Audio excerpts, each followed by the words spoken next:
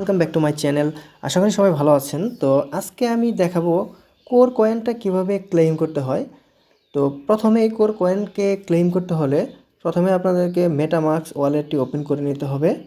তো MetaMask ওয়ালেটটি open করার পর আপনারা উপরে দেখতে পারবেন 3 ডট লাইন আছে। তো 3 ডট লাইনটিতে ক্লিক করার পর এরকম একটি ইন্টারফেস দেখতে পারবেন। এরপর আপনাদেরকে চলে যেতে হবে ব্রাউজারে। তো ব্রাউজারটি দেখে দিচ্ছি। তো ব্রাউজারে ক্লিক করতে হবে। এরপর ঠিক এরকম একটি ইন্টারফেস শো করবে।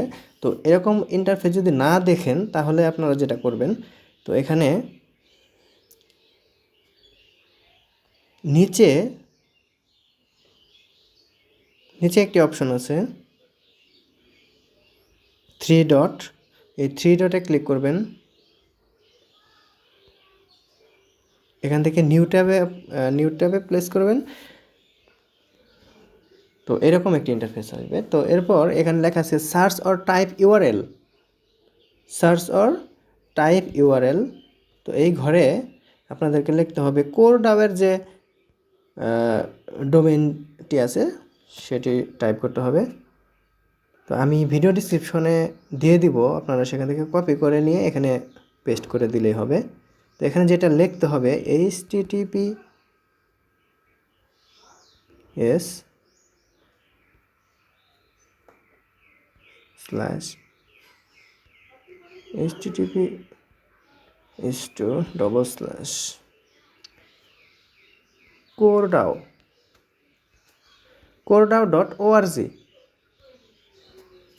তো এটা হচ্ছে ওদের ওয়েবসাইটের অ্যাড্রেস।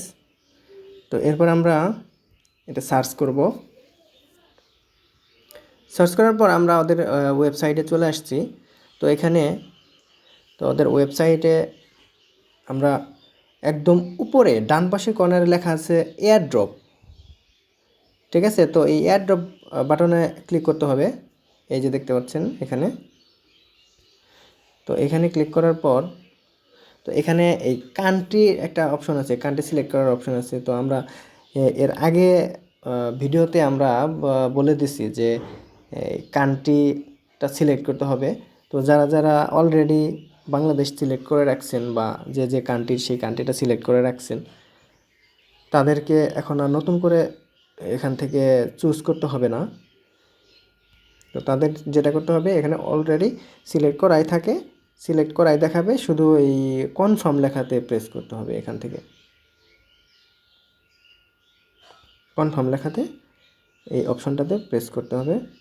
তো এরপর এখানে দেখতে পাচ্ছেন যে মেটামাস্ক লেখা আছে। এখানে আমরা যেহেতু মেটামাস্ক থেকে রিসিভ অ্যাড্রেসটা অ্যাড করেছিলাম, তো এই কারণে মেটামাস্ক ওয়ালেটটাই এখানে শো করছে।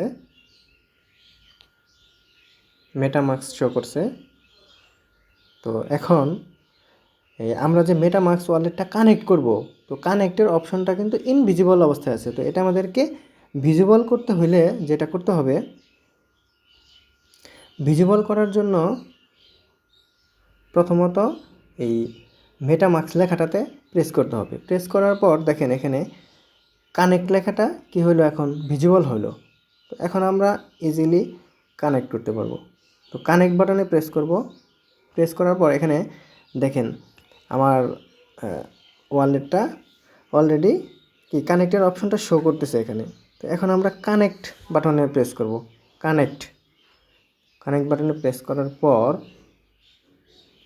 তো এখানে দেখেন যে টোটাল ব্যালেন্সটা শো করছে। এখানে দুইটা ভাগে ব্যালেন্সটা শো করছে। যেমন উপরে আছে টোটাল কত 89.04, মানে এখানে টোটাল রিমেইনিং টু ভেস্ট, মানে এই পরিমাণ কোর কয়েন আমার থাকবে পরবর্তীতে ক্লেম করার জন্য।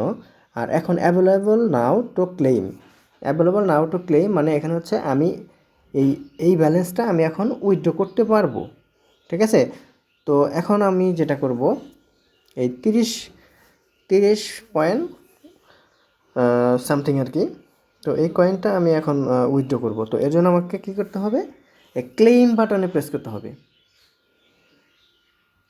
এই তো ক্লেইম বাটনে প্রেস করতে হবে। প্রেস করলেই কী হবে, কয়েনগুলা আমার মেটামাস্ক ওয়ালেটে চলে যাবে। একটু ওয়েট করি। সো এখন আবার কনফার্মে প্রেস করতে হবে। ওকে, একটু সময় দিতে হবে। ট্রানজ্যাকশন সাবমিটেড হয়ে গেল। তো এখন আমরা যেটা করব, এই তো ট্রানজ্যাকশন অলরেডি কি কমপ্লিট হয়ে গেছে। Tap two view this. Okay, so এখন আমরা যেহেতু আমরা কোডাওয়ের ওয়েবসাইটে আছি, তো এখান থেকে আমরা ব্যাক করব। এখন ব্যাক করে ওয়ালেটে চলে যাব।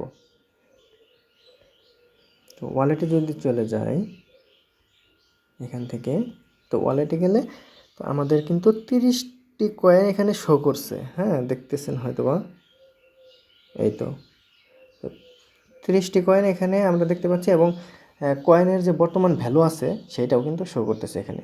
তো আসলে কোর কয়েনটা যখন মার্কেটে লিস্টেড হয়, তখন আমি মার্কেটে ছিলাম, এক্সচেঞ্জারে কেনার জন্য ট্রাই করছি। তো লিস্টেড হওয়ার সাথে সাথে কী হয়েছে, একদম $30 পর্যন্ত উঠে গেছিলো, এবং পরবর্তীতে সেটা আস্তে আস্তে মানে নেমে $4 $5 চলে আসছিলো। তো আসলে আমাদের কয়েনগুলো আনলক হওয়ার পর সবাই আমরা সেল করে দিছি, যে কারণে মার্কেটে অনেক কয়েন আসছে এবং কয়েনের প্রাইসটা পড়ে গেছে। তো প্রায় 4-5 দিন যাবৎ $4 কাছাকাছি এরকম ছিল, $4 $5 এর মধ্যেই ঘোরাঘুরি করছে। তো আসলে কোর কয়েনটা আমাদের মানে হোল্ড করা উচিত, লং টাইমের জন্য হোল্ড করা উচিত। তো আমরা যদি এই কয়েনগুলো সেল করে দিই এখন, তাহলে আমরা এটা চরম একটা ভুল করব।